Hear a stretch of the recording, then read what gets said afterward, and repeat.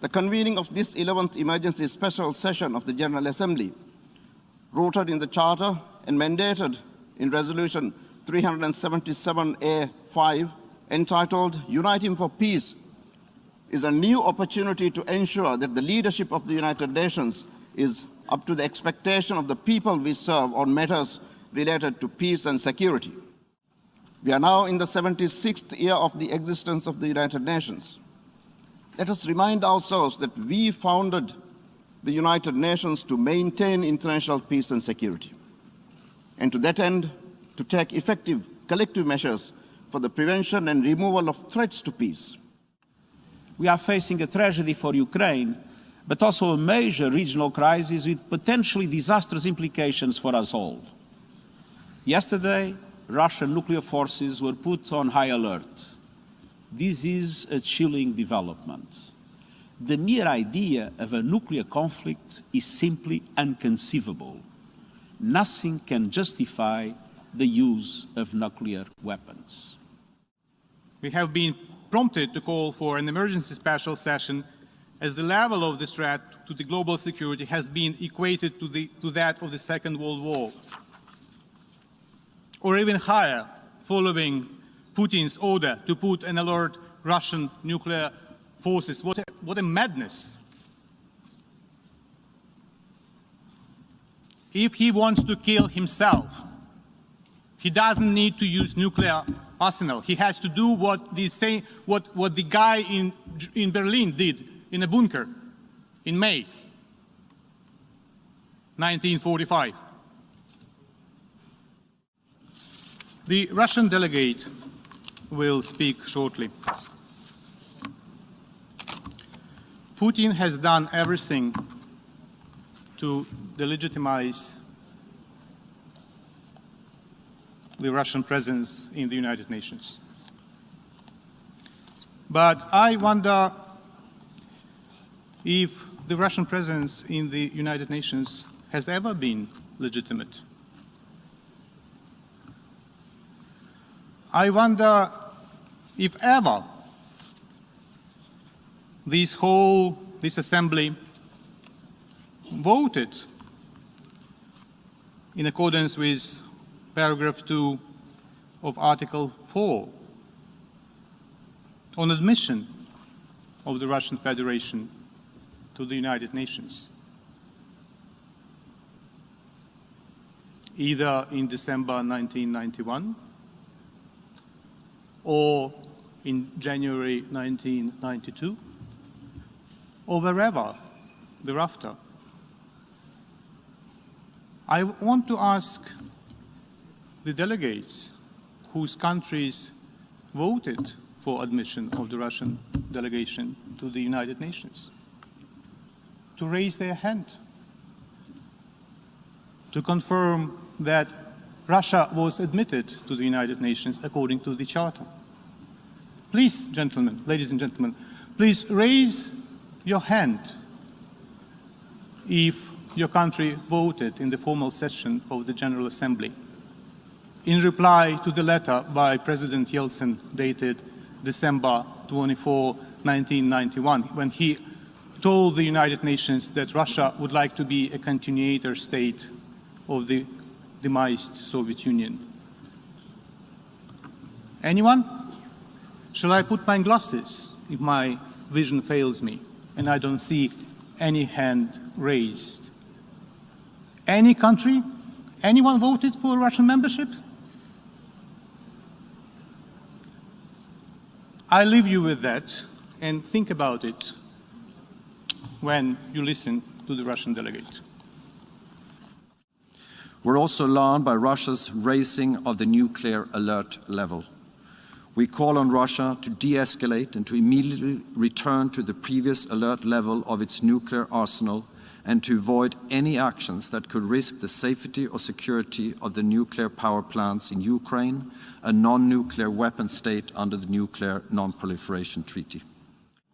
As a permanent member of the Security Council, Russia has a special responsibility for maintaining peace and security, not to violate the very principles of the UN Charter. It's also bad because questions of peace and security should be addressed by the Security Council. As primary responsible for upholding international peace and security, the Security Council cannot remain silent when basic principles of our international rules-based order are trampled by military boots and squashed by tanks. And colleagues, the threat of use of nuclear weapons, any nuclear threat of this kind is a violation of the principles of the UN Charter.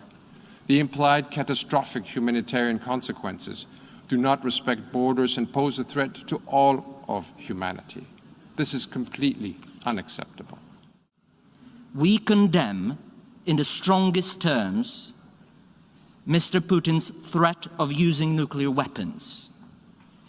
Indeed, it is a very dangerous rhetoric and only further exacerbates the overall security situation. Nothing can justify the use of nuclear weapons. We call upon Russia and upon all nuclear weapon states to refrain from any threat to use these weapons, and certainly from using them. Russia has just joined a declaration of the P5, which reaffirmed that a nuclear war cannot be won and must never be fought. Russia is escalating its aggression by its decision to increase the readiness of its nuclear weapons. Russia's actions are nothing short of the acts of a bully. New Zealand supports the Secretary-General's assessment that these acts represent a clear violation of the territorial integrity and sovereignty of Ukraine and are inconsistent with the principles of the Charter of the United Nations. In standing in support of Ukraine, we are also standing in defence of the UN Charter. We cannot pick and choose when to espouse the centrality of the Charter. This emergency session of the General Assembly is taking place as a direct result of Russia's actions alone. Its ongoing military aggressions threaten not only the peace and security of Ukraine, but that of Europe and of the international community. With the Security Council having failed to deliver against its responsibilities, we, the General Assembly, must now stand up to play our part. New Zealand is a primary co-sponsor of the General Assembly resolution, and we encourage all member states to vote in favour of the resolution. In support of Ukraine, in support of international peace and security, and in support of our treasured UN Charter. All action taken by the UN and the relevant parties of the international community should prioritize regional peace and stability and universal security for all, striving to forge a balanced, effective and sustainable European security mechanism so as to achieve lasting peace and stability for the European continent. We welcome the convening of this special emergency session. Following the impossibility for the Security Council to discharge its duties and adopt its own resolution on the matter due to the veto of the Russian Federation, the General Assembly had an obligation to make its voice heard in front of such a grave threat to international peace and security. The illegal military aggression of the Russian Federation against Ukraine not only undermines global security and stability, but also puts the international rules-based order in jeopardy. It is deplorable that the Russian Federation used its veto power to prevent the Security Council from exercising its primary responsibility for maintenance of international peace and security. However, the decision of the Security Council to urgently refer the matter to the General Assembly by calling an emergency special session demonstrates the resolve of the rest of the Council to do everything possible to address this serious act of aggression. This is a defining moment for our organization and for the world. When the drafters of the Charter envisaged our collective security system back in 1945, they probably thought they had seen the worst in terms of tragedy and human suffering. If they were here today, they would doubt that assessment. We are under a swift escalation of tensions that could put all of humanity at risk, but we still have time to stop it. The urgency of the situation convinced us of the need to add the voice of the General Assembly to that of the Security Council in seeking solutions to the crisis in and around Ukraine. No one can deny the primary responsibility of the Security Council for the maintenance of international peace and security, nor the complementary role that this Assembly can play to that end. And the Russian Federation, once again, has prevented the Security Council from exercising its primary duty, that of protecting the peace, that of the maintenance of international peace and security. And the Russian Federation has now turned its threat to Ukraine, Europe, and the entire world with the threat of nuclear weapons use in a flagrant violation of the joint statement of the leaders of the 5 permanent members of the Security Council this past January. Mr. President, it was in January of this year that members of the P5 agreed that a recourse to the nuclear option, to the nuclear threat, to the nuclear possibility was wrong. They admitted that no one could win this kind of confrontation. Just a few days later, President Putin announced that he was going to resort to this threat, directly contrary to what he had promised, signed, sealed, and delivered 6 weeks before. And so here we are, with a war that is a threat to each and every one of us. Stop the use of threats. Take your finger away from the nuclear button and never put it back for as long as you live.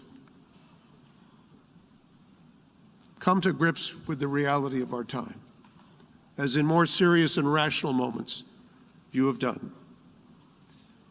Mr. President, it is never too late to stop. It's never too late to make a turn to diplomacy, to dialogue, and to negotiation. The alternative cannot happen. We are meeting today in a historic emergency special session because the UN Security Council was unfortunately unable to discharge its primary responsibility for the maintenance of international peace and security as a result of the veto cast by the Russian Federation. And while it shouldn't have taken something so terrible for people around the world to see what's at stake, now everyone sees it clearly. We see the unity among leaders of nations, a more unified Europe, a more unified West. We see unity among the people who are gathering in cities and large crowds around the world, even in Russia, to demonstrate their support for the people of Ukraine. In the battle between democracy and autocracies, democracies are rising to the moment, and the world is clearly choosing the side of peace and security.